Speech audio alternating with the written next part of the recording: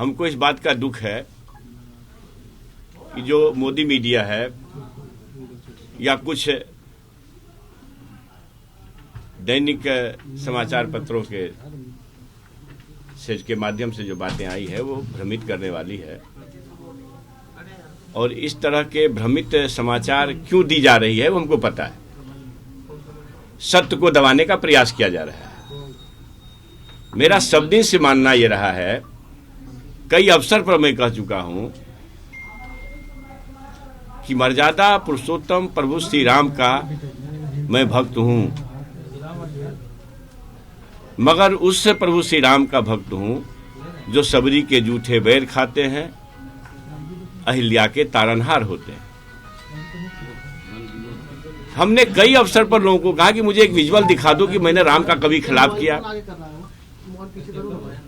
जो शास्त्रों में लिखी हुई बातें हैं उसी को मैंने पढ़ा और उसी में जो अर्थ लिखा हुआ है मैं अपने तरफ से कुछ नहीं पढ़ा। और मैंने चुनौती दिया देश के कथावाचकों से कि जरा एक बार शास्त्रार्थ तो करो, कोई स्वीकार न किया। पटना आने वाले थे कौन साहब, तो आए नहीं। मेरा ये मानना है कि सबरी के जूठे बेर खाने वाले और अहिल्या के तारनहार प्रभु श्री राम जी का मैं भक्त हूं, कोई संकोच में मत रहिए। और जो परोसे जा रहे हैं ये बहुत दुखद है। मैं एक बात आपसे कहना चाहता हूं, आप सभी से, कि आप जरा ये बताइए कि हमारे धर्म के अंदर, हिंदू धर्म के अंदर,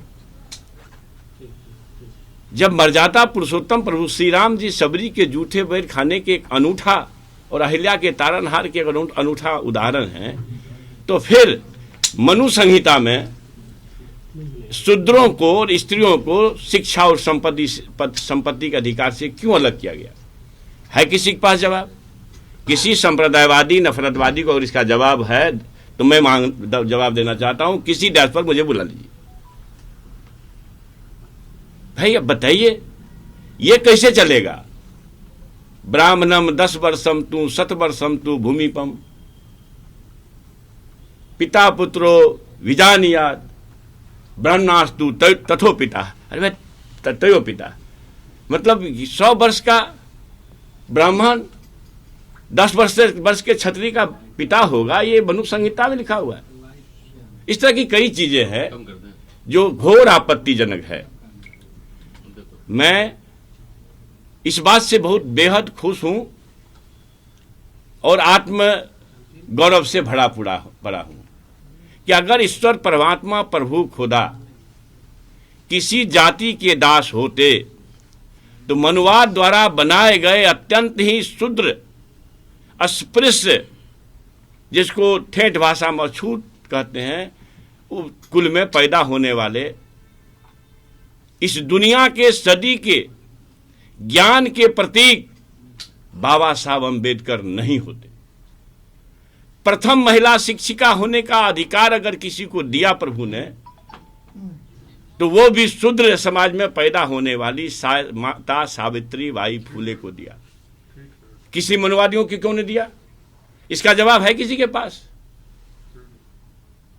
प्रभु का, ईश्वर का, परमात्मा का व्यवसाय जो करने वाले लोग हैं, धंधा करने वाले लोग हैं, उनके धंधे पर चोट कर रहा हूं।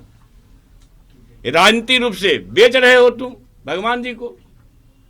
कस्तूरी कुंडली बसे मृग ढूंढे बनवाही, एते घटी घटी राम है दुनिया देखे नहीं। भाई जब हम में तुम में खरे खम में भगवान जी व्याप्त हैं, तो मंदिरों को तिजारत का स्थल क्यों बनाते हो?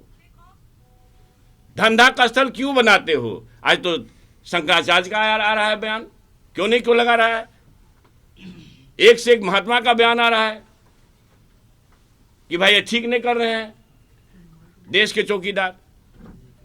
मगर पता नहीं, जो गोदी मीडिया है, एक अर्थ में मैं उसको मनु मीडिया कहता हूं, उसको ये सब नहीं सूझेगा। तो मेरा हमला है नफरतवाद, संप्रदायवाद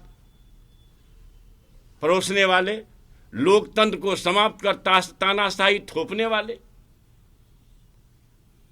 ऐसी विचार से जो छद्म रूप से छद्म हिंदूवाद, छद्म राष्ट्रवाद के नाम पर देश पर कब्जा किए हुए हैं। वरना बताइए तो सही, मंदिर मस्जिद विवाद चला, सुप्रीम कोर्ट का फैसला आ गया, मुझे कोई बात नहीं करना, सुप्रीम कोर्ट के फैसले का सबको इंतजार था, सब उसको मानते हैं, हर धर्म के लोग मानते हैं। लेकिन इस नाम पर क्या मंदिरों के और मस्जिदों के ईंटा-गाद किसी के शरीर पर गिरता है? क्या पैदा कर रहे हो? रोजगार कहाँ है? 2-2 करोड़ लोगों को रोजगार देना, अभी तक में 20 करोड़ लोगों को रोजगार मिलनी चाहिए थी। किसानों की आय को 2022 तक दुगुनी करनी थी, लागत दुगुनी हो गई मगर आमदनी दुगुनी कहाँ गई? अब ये बताइए कि बेरोजगारों के हित में कौन सा कदम उठाया सरकार ने? महंगाई कैसी है, कहने लायक है। गैस चूल्हा की कीमत सत्ता प्राप्ति के समय में 400 के आसपास था, एक सिलेंडर की कीमत। अभी क्या है भाई? घटाए हो 200 रुपया तो भी 1000 के ऊपर है, और पता नहीं चुनाव के बाद कहां तक जाएगा। तो पूरी तरह से फतेह बहादुर सिंह जी ने अपनी बात नहीं कही। फतेह बहादुर सिंह जी ने माता सावित्री बाई फुले के उक्ति को कोट किया, और उन्होंने कोट किया, आपको पता है कि मंदिर के रास्ते मानसिक गुलामी की ओर जाते हैं और स्कूल विद्यालय के रास्ते जीवन में प्रकाश की ओर ले जाता है। अपनी बात उन्होंने नहीं कही, तो भाई इसके विरुद्ध में फतवा आने लगा। 10 लाख, पता नहीं करोड़, गर्दन का, जीव का। मैं आप लोगों के साथ के माध्यम से कहना चाहता हूं कि उन फतवा देने वाले के विरुद्ध किसने एक बयान भी दिया? यह 1990 के पहले का बिहार नहीं है, यह 1990 के बाद का सामाजिक न्याय के योद्धा आदरणीय लालू प्रसाद जी के द्वारा सींचा गया बिहार है। कोई हिम्मत करेगा तो जवाब देगा। एकलव्य का संतान, शहीद जगदेव प्रसाद का संतान। अद्भुत है, आश्चर्यजनक है। और उसी को कोट करते हुए मैंने दोहराया कि साहब, माता सावित्री बाई फुले की बातों को अगर हमारे माननीय विधायक ने कहा तो उस पर जीव और गर्दन की कीमत लगाने वाले को चुनौती है। भाई हमारा देश है, अभिव्यक्ति की स्वतंत्रता है, वो अपनी बात तो नहीं कहा। अब समझिए, माता सावित्री बाई फुले कौन है भाई?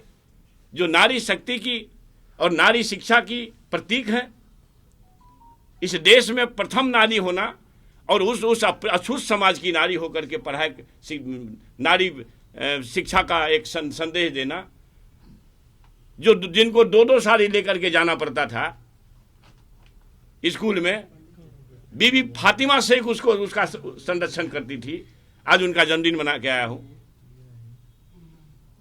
तो मैं एक बात कह रहा हूं कि साहब, 2 साड़ी क्यों? गंदगी और यहां तक कि बिष्ठा भी फेंका जाता था। अब समझिए जरा उनकी पीड़ा को, और उनकी पीड़ा से निकली बातें। अगर हम कहते जीविका एक यक्ष प्रश्न है कि नहीं हमारे बेरोजगारों के सामने? अगर स्कूल के रास्ते लोग नहीं जाएंगे, मंदिर आस्था का विषय है, मैं ये कह रहा हूं। लेकिन जिस मंदिर में सबरी और एकलव्य के बेटा को जाने पर रोक दी जाती हो, उस मंदिर का क्या करोगे भाई?